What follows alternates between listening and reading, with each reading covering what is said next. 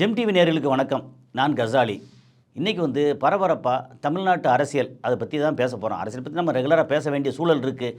ஏன்னா இன்றைக்கி நம்ம சட்டசபையில் முதல்வர் உரை அங்கே பேசியிருக்காங்க. இன்றைக்கி கடைசி நாள். இதுக்கப்புறம் சட்டசபை கூடாது. இதுக்கப்புறம் தேர்தல் தேதி அறிவிச்சிருவாங்க. இன்னும் ஒரு 3 நாளில் நம்ம ஓட்டர் லிஸ்ட்டு நம்ம வாக்கு திருடன் தலைமையில் யார் நம்ம ஞானேஷ்குமார் தலைமையில் இருக்கக்கூடிய நம்ம ECI election commission of India அதில் கடைசி எல்லாத்தையும் சலித்து எடுத்து கடைசியில் எவ்வளோ பேர் வாக்களிக்க தகுதியானவங்க அப்படின்னு கொடுக்க போகிறாங்க. அது எவ்வளோ திருட்டுத்தனம் பண்ணியிருக்க போகிறாங்கன்னு தெரியலை. ஆனால் அவங்க நல்லவங்க இல்லை, அது வேறு விஷயம். அதுக்காக மற்ற திமுகவோ அண்ணா திமுகவோ நாம் தமிழர் கட்சியோ இல்லை தாவேக்கோ எல்லாமே ரொம்ப யோக்கியமான கட்சியாக எதுவுமே யோக்கியம் இல்லை. ஆனால் என்னென்னா அவங்க திமிருத்தனமாக திருட்டுத்தனம் பண்ணுவாங்க. இவங்க கொஞ்சம் பணிவாக திருடுவாங்க. ரெண்டுக்குள்ள வித்தியாசம் அவ்வளோதான். சரி, எனவே 23ஆம் தேதி அந்த லிஸ்ட்டு வரப்போகுது. அதுக்கு முன்னாடி இன்றைக்கி ரொம்ப ஒரு முக்கியமான ஒரு மிகப்பெரிய விஷயம் நடந்திருக்கு. என்னென்னா சென்னை ஹைகோர்ட் உயர்நீதிமன்றம் என்ன சொல்லியிருக்கு அப்படின்னா, நம்ம KN நேரு அவர் மீது வழக்கு பதிவு செய்யலாம் அப்படின்னு சொல்லியிருக்காங்க. இந்த நேரத்துக்கு ஏன் சொன்னாங்க அப்படின்னா, அவர் மேலே ஏற்கனவே இடி நம்ம சொல்ல அமலாக்கத்துறை வருவாங்க, பேசுவாங்க. எதிர்க்கட்சிகள் மட்டும்தான் அவங்க பண்ணதெல்லாம் குற்றம். அப்புறம் அவங்க அப்படியே ஆளுங்கட்சிக்கு சேர்ந்துட்டாங்கன்னா வாஷிங் மிஷின் மாதிரி உள்ளே போட்டு செலவு பண்ணி ரொம்ப பளிச்சுன்னு வந்துடுவாங்க அப்படின்னு ஏற்கனவே நிறைய பேசியாச்சு. KN நேரு மேலே குற்றப்பத்திரிக்கை தாக்குதல் பண்ணாங்க. அதை அங்கே போட்டு நிறைய வழக்கு நடந்துக்கிட்டே இருந்துச்சு. வருஷக்கணக்காக நடந்தது. ஆல்மோஸ்ட் ரெண்டு வருஷத்துக்கு மேலே நடந்தது. இன்றைக்கி என்ன பண்ணியிருக்காங்க அப்படின்னா, உயர்நீதிமன்றம் KN நேரு மீது வழக்கு பதிவு செய்யலாம். சிபிஐ விசாரணை நடைபெற்று அந்த சிபிஐ என்கொயரி வழக்கு விசாரணையில் இருக்கிற போதே இடி ரைடு செய்து சில டாக்குமெண்ட்டை எடுத்ததாக அவர் சொன்னதன் அடிப்படையில் அதற்கு பின்னால் நேரு அவர்கள் அந்த சிபிஐ தொடுத்த வழக்கை சேலஞ்ச் பண்ணி ஹைகோர்ட்டில் குவாஷ் பண்ண பெட்டிஷன் போட்டிருந்தார். அந்த வழக்கு அதான் மெயின் வழக்கு. அந்த வழக்கே ஹஸ் பீன் குவாஷ் பண்ணி ஹைகோர்ட். அப்படி குவாஷ் ஆகிற நேரத்தில் சிபிஐ போட்ட கேஸும் குவாஷ் ஆகிப்போச்சு. இடி கிட்ட என்ன மெட்டீரியல் எவிடன்ஸ் இருந்தால் அவளே எடுத்திருப்பாங்க. ஆனால் இடி என்ன சொல்லிச்சுன்னா, கவர்மெண்ட்டுக்கு தமிழ்நாடு அரசுக்கு உரிய நடவடிக்கை எடுக்க சொல்லி அரெஸ்ட் பண்ணலாம்னு சொல்லிட்டாங்கன்னு தெரியாது. ஆனால் வழக்கு பதிவு செய்யலாம். அந்த வழக்கு பதிவு ஒரு அமைச்சர் மேலே வழக்கு பதிவு செய்யலாம்னு சொல்கிறதே இது என்ன விளைவுகள் ஏற்படும் சொல்லலாம். அவர் உடனே அரெஸ்ட் பண்ணுவாங்களான்னு அரெஸ்ட் பண்ண மாட்டாங்க. அவங்க உயர்நீதிமன்றத்துலேருந்து அப்புறம் உச்சநீதிமன்றத்துக்கு போவாங்க. அது வேறு வழக்கு நடக்கும். மாறி அவங்க காசை மாற்றி கொடுத்து எல்லாம் பண்ணுவாங்க. எல்லாம் நடக்கும். ஆனால் அதில் என்ன அப்படிங்கிறது யார் என்னங்கிறதுனா, இவர் ஆக்சுவலாக என்ன மினிஸ்டர்னா அந்த முனிசிபாலிட்டி அர்பன் அதுக்கப்புறம் வாட்டர் இதில் அவர் மினிஸ்ட்ரு. ஓகே, அது என்ன பண்ணியிருக்காங்க அப்படின்னு சொல்லியாச்சுன்னா, தமிழக முதலமைச்சர் இந்த வழக்கு திராவிட முன்னேற்ற கழகத்தினுடைய மூத்த தலைவர் முதன்மை செயலாளர் என்று கூட பார்க்காமல் உடனடியாக பிரிலிமினரி என்கொயரி கூட இல்லை, டீட்டெயில் என்கொயரிக்கு ஆர்டர் பண்ணி டிவிஎஸ்சி டீட்டெயில் என்கொயரி இப்பொழுது நடத்தி கொண்டிருக்கிறது. இது இந்த மாதிரி விடுதலை இருக்கிற நேரத்தில் தான் அதிமுகவை சேர்ந்த MP இன்பதுரை அவர் மேலே இருந்த கேஸே ஒன்றும் முடிவு வராமல் இருக்கு. அவர் MLA ஜெயிச்சார் இல்லை, அந்த தேர்தல் முடிவே இன்னும் வராமல் இருக்கிறது. அவர் ஒரு வழக்கு போட்டிருக்கிறார் பப்ளிக் இன்வெஸ்டிகேஷனில். என்னென்னா இவங்க அந்த உயர்நீதிமன்றம் என்ன சொல்லியிருக்கு அப்படின்னு சொல்லியாச்சுன்னா, அதாவது Directorate of Vigilance and Anti Corruption DVAC அவங்க கிரிமினல் கேஸை இவர் மேலே ரிஜிஸ்டர் பண்ணலாம்னு சொல்லியிருக்காங்க. ஆமாம், ஏன் இது ஒரு டீட்டெயில் சொல்கிறோம்னா, இது இன்றைக்கி கொடுத்த விஷயம் இது நம்மளுடைய பார்வையாளர்களுக்கு நேயர்களுக்கு தெரியணும் அப்படிங்கிறதுக்காக.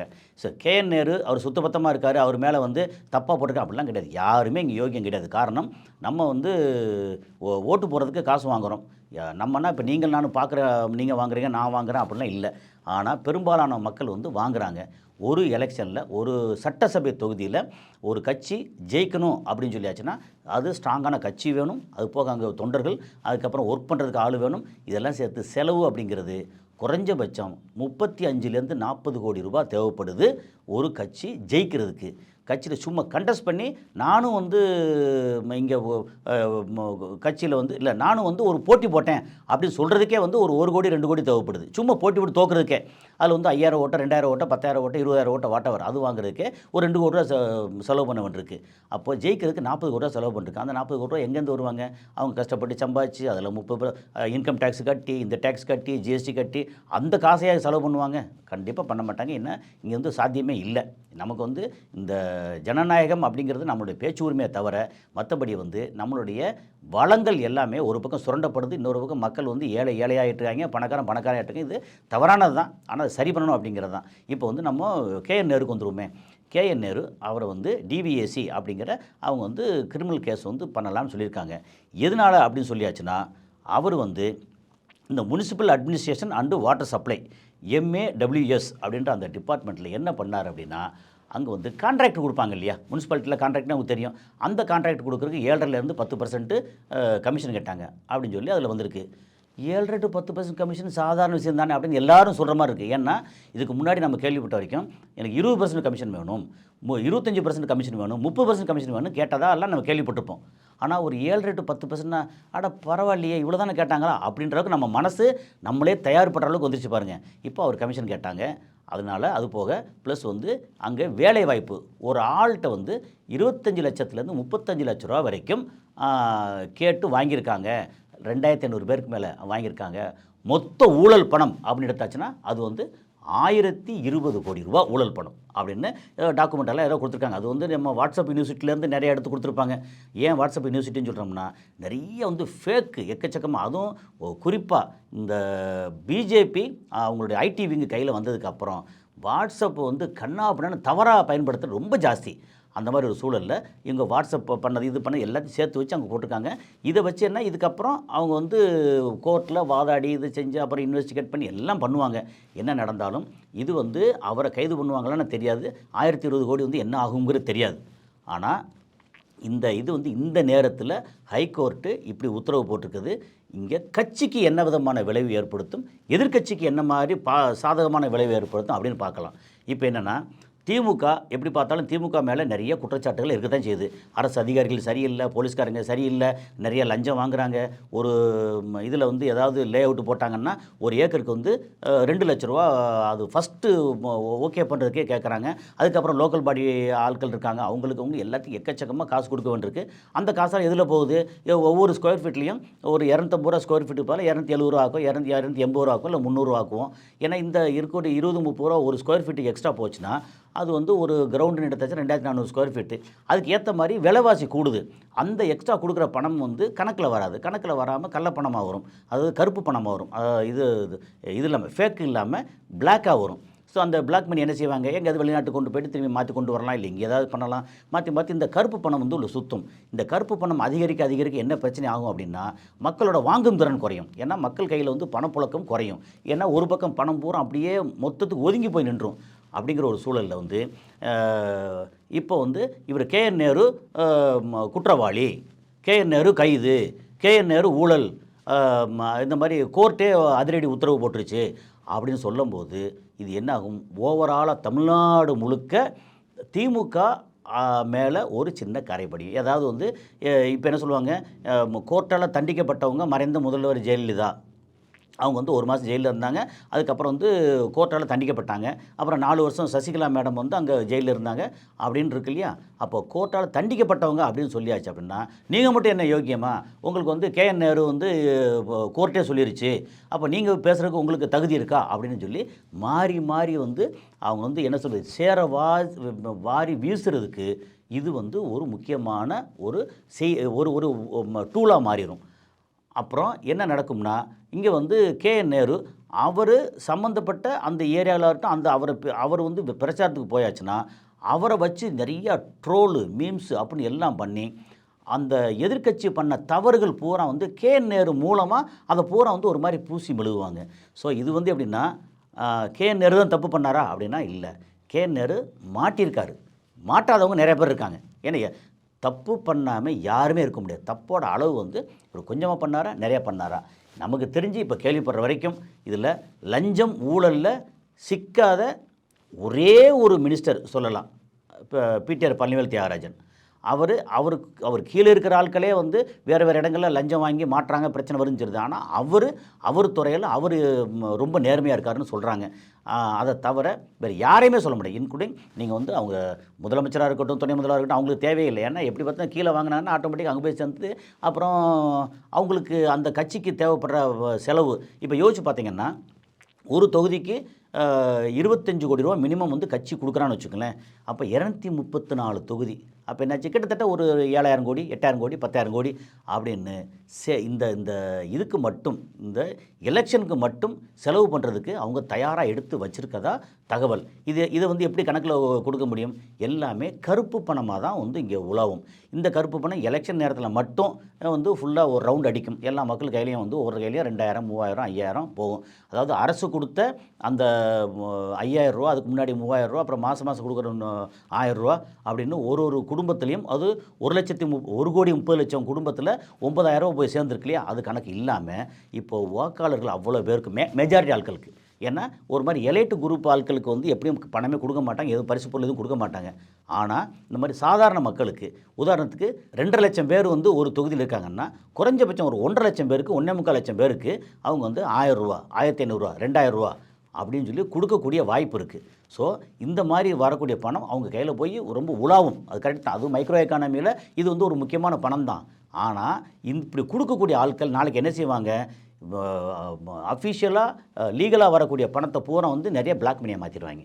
அப்போ என்னாகும்? இது வந்து ரொம்ப தடுமாறும். எதிர்காலத்தில் நம்மளுடைய எக்கானமிக்கு இது சரியில்லை. ஆனாலும் இன்றைக்கி இருக்கிற ஜனநாயகத்தில் இது வேறு வழி இல்லை.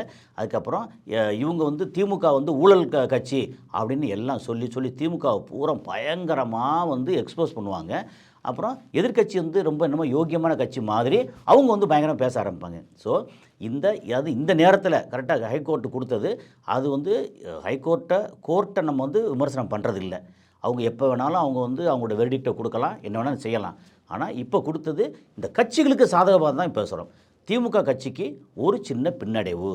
ஏன்னா நேத்தான் பேசியிருந்தோம், தேமுதிக அங்கே வந்து சேர்ந்த உடனே ஓவராலாக வந்து கேப்டன் மேலே இருக்கக்கூடிய ஒரு மரியாதை, அப்புறம் அவர் பையன், அவர் மனைவி அப்படின்போது ஓகே அப்படின்னு ஒவ்வொரு இடத்துலையும் கிட்டத்தட்ட 0.5% தான் தமிழ்நாடு முழுக்க அவங்க வந்து தனியாக நிற்கும்போது, வேறு கூட்டணியில் நிற்கும்போது வாங்கினாங்க.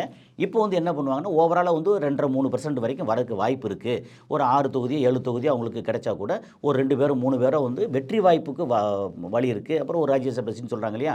அப்போ என்ன ஆகும்னா இப்போது இவரோட மாஸ்டர் ஸ்ட்ரோக், அதாவது டிஎம்கேயோட மாஸ்டர் ஸ்ட்ரோக் அப்படின்னு சொல்லி இதை புகழ்ந்து ஆஹா சூப்பர் அப்படின்னு பேசிகிட்டு இருக்கும்போது இன்றைக்கி ஒரே அடி உச்சந்தலையில் ஒரு அடி அடித்தாங்க. வந்து KN நேரு மேலே ஊழல் குற்றச்சாட்டுக்கு நீங்கள் வந்து அவர் மேலே கிரிமினல் கேஸ் பதியலாம்னு சொல்லியிருக்காங்க.